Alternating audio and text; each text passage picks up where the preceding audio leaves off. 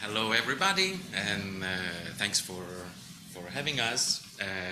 This is Pierpaolo, this is Leo, and other two co-authors of the paper are Sydney Ray and Vasiliki Vita, who couldn't join us. And why? But they're online. They're online. Yeah. Good. Hi. And why are we here? Because we were the core team that managed a project called virALLanguages, which is the main thing we will discuss today. And I want to thank Caroline for introducing many of the concepts and of the things that we will talk about. So what's virALLanguages?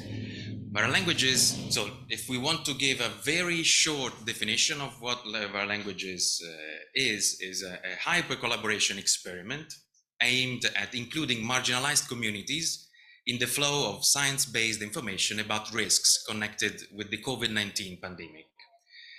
Okay, there's a weird word there that is hyper-collaboration. And so we took it from that is business management literature, and it means something quite different in that respect. But so the main concept here is that a hyper collaborative project is one in which that is designed based on a network of partners who usually are unlikely to collaborate with each other. In our case, we bridged together global health specialists with communities speaking endangered languages, okay, marginalized languages. Those are unlikely to be connected. I mean, as far as we know, they've never collaborated so far.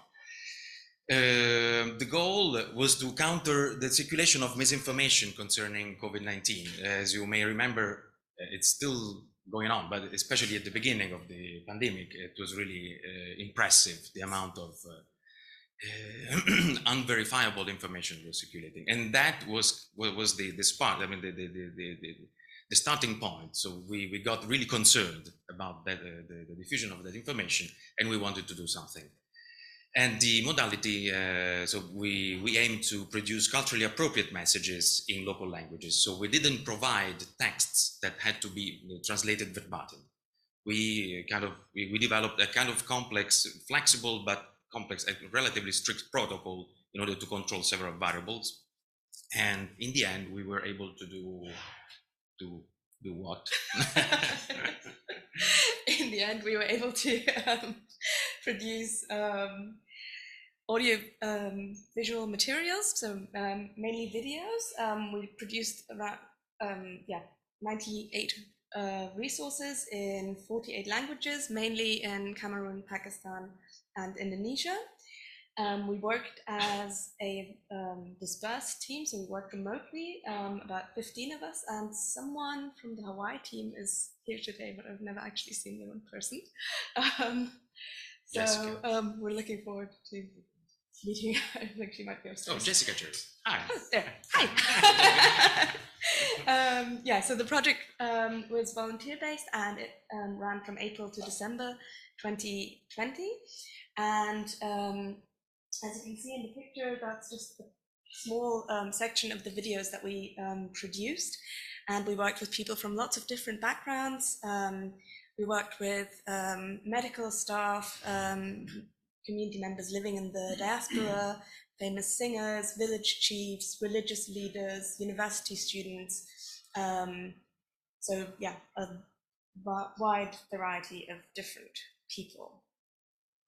And to give you an example of the type of output we produced, we're going to show you the first video that we produced with virALLanguages.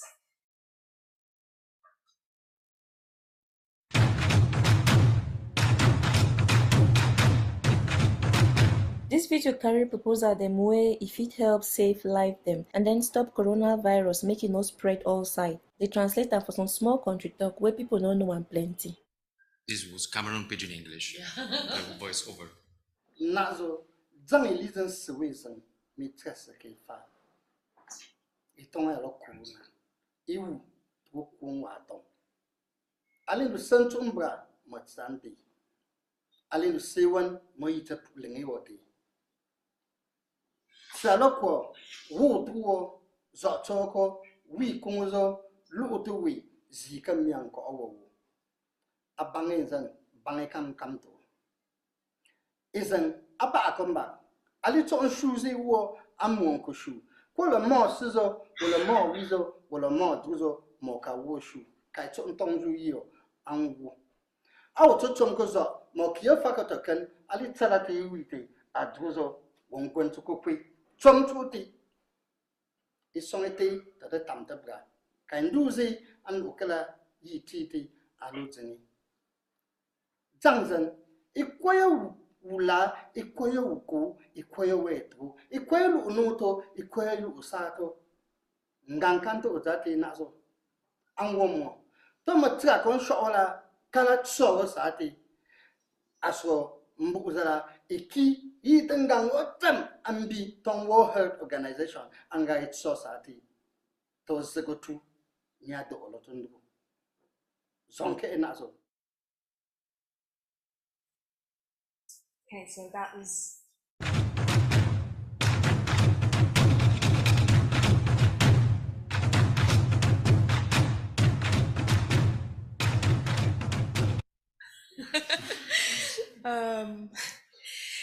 yeah, so a question we get a lot about the project is, did it work? What was the impact of virALLanguages? And in terms of how many people didn't get COVID because they watched a video produced in their language, we have no way of measuring that. Partly because the project emerged sort of very quickly without a lot of planning in advance, because no one knew there was going to be a pandemic. So this all started very early on during the pandemic. So we didn't set up any kind of monitoring in the beginning. And also, objectively speaking, in the whole of Cameroon, so you have about 25 million inhabitants, per day, usually there weren't more than 1,000 people tested for COVID in 2020 and 2021. The other reason, or the only numbers we really have in terms of how many people actually watch the videos, are the ones on our YouTube channel, for example. But most videos were actually shared via WhatsApp or other messenger services. So again, we don't have any actual numbers that we could sort of use to say this is the impact that we had.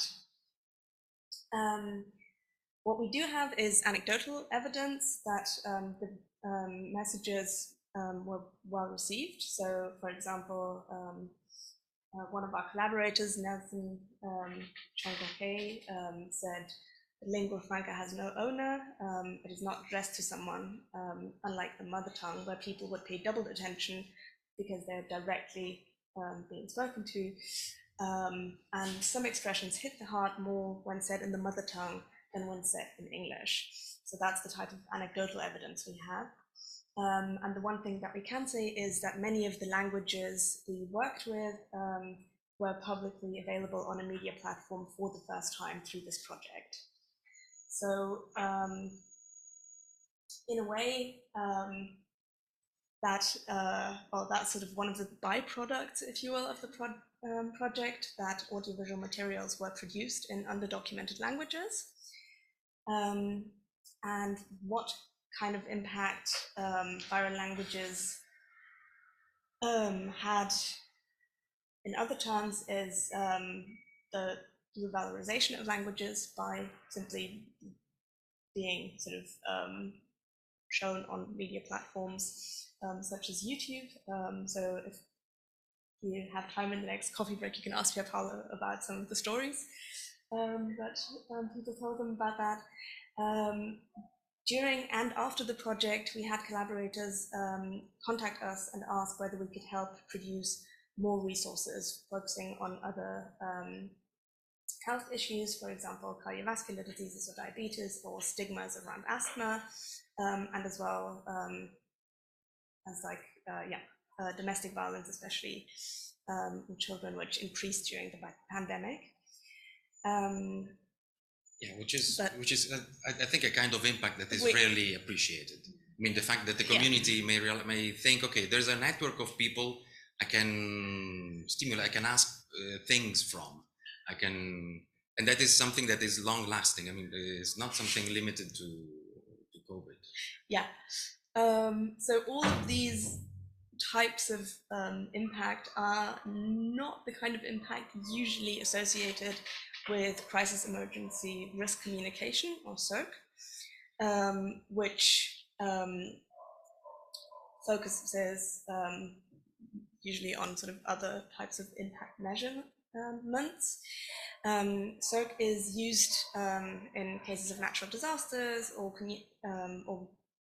health disasters, if you will, and is focused on communicating risks as quickly as possible to as many people as possible using as few resources as possible. So it is very efficiency oriented, and that's very much what sets virALLanguages apart from other CERC approaches. One that are targeted marginalized languages, so the 10% of people usually neglected by CERC, because sort of we use 90% of our resources to address a very small number of people sort of on a global scale. And then the cultural sensitivity of the messages, what Pierpaolo mentioned earlier, not relying on translations from major languages directly, and then creating some long-term relationships with community through crisis and risk communication, and thereby also building a lasting network that is still ongoing. So that relationality is something crucial in creating relationships with communities. Is something that Liz Dobrin describes very well in her 2008 article, Eliciting the Linguists, where from her Melanesian field experience, she says that the appropriate response to an obvious difference in wealth and power, which is something that Caroline was mentioning, the asymmetries, is not to try to minimize it, as we usually do. I mean, many of us do in the field. We do not emphasize the differences between. We try to maybe seeking kind of a decency, or we don't want to say things that we think we may offend people.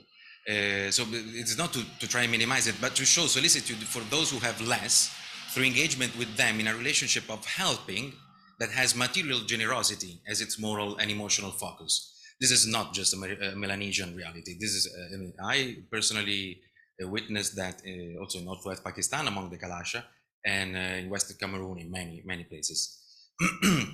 And there's also, we also need to stress that all this may result in increased self-awareness and self-esteem of the communities, which will have the likely consequences of favoring linguistic language maintenance. So nothing against doing this. I mean, making dictionaries and developing orthographies, that's really great.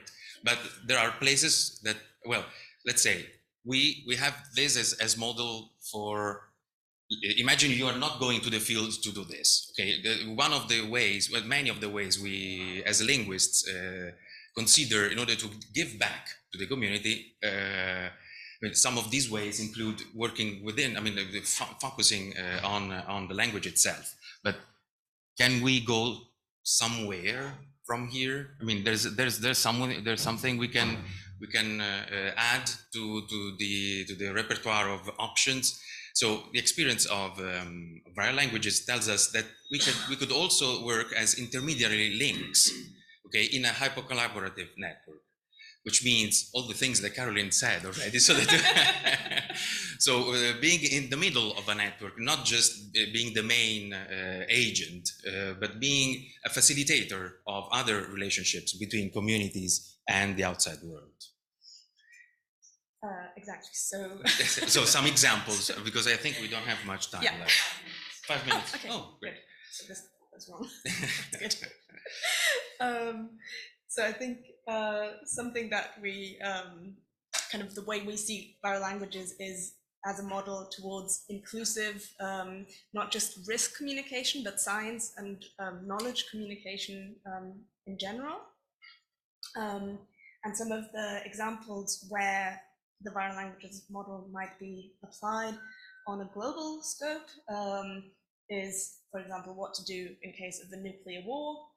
Or, well, I know, but yeah, we realized that. We'd end on a light-hearted note.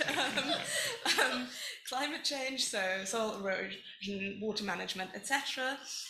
Or hopefully not, but another pandemic. Or, I mean, locally, there's a nice thing that happened to Jeff Good and myself. Jeff Good is a University of Buffalo. We collaborate and we co-founded virALLanguages also with Mandana. So the Community Foundation for Greater Buffalo contacted us in order to develop a project to try and produce resources in marginalized languages spoken by communities of refugees in the Buffalo area in order to circulate information about lead poisoning, which is apparently affecting enormously those communities. Because they, for many reasons, they either do not believe the information that they, or do not understand, or really cannot actually cope with the possibility that they shouldn't drink the water that comes, or that flows in their houses. Yeah. Okay, but as we all know, so we're talking about favoring the circulation of knowledge in many communities, and also know that have their own traditional practices. Okay, many people would raise their eyebrows, their brows, because this is something that can potentially cause cultural change. So this was a risk that was identified yesterday when we gave a training around this. Yeah, but it's also something that we had in mind. But the only thing that we can do is that when someone wants to use a hyper-collaboration methodology, the project must be designed based on risks. So first identify risks, and then design your project based on what you've learned. And there is something that we should also consider, that this openness with, I mean, this openness in communication with communities is a two-way. I mean, the hyper collaboration itself brings to a two-way communication model where it's not just us, the Westerners, technologically advanced, intellectual. I mean, to take information, to export our information, in those communities. There is also a lot we can learn, and there are few examples available, but also because maybe communities didn't have enough ground, enough space to share their experiences. But two that came to mind. One is the creation of artificial glaciers. That is a tradition in Western Indokush. Did you know about that? Okay, that's true. Huh? It's true. But this, the one in the photo is a ice stupa created by an engineer from Ladakh, but someone who got inspired by the experience, the traditions in Western Himalayas, in the Hindu Kush. And another example that we have here is relying on animals as a disaster warning system. So this was something that, for example, in 2004, when the tsunami hit in South Asia, villagers who saw that animals were running away from the sea and up the mountains started following them. And there are apparently also like children's songs that have been around for decades, saying when the animal runs up the mountain, follow them. But that's the kind of knowledge that is usually lost when people move to cities, etc., etc. So these were just two examples we thought illustrate quite nicely how this two-way communication can work. And yeah, that's it. Thank you.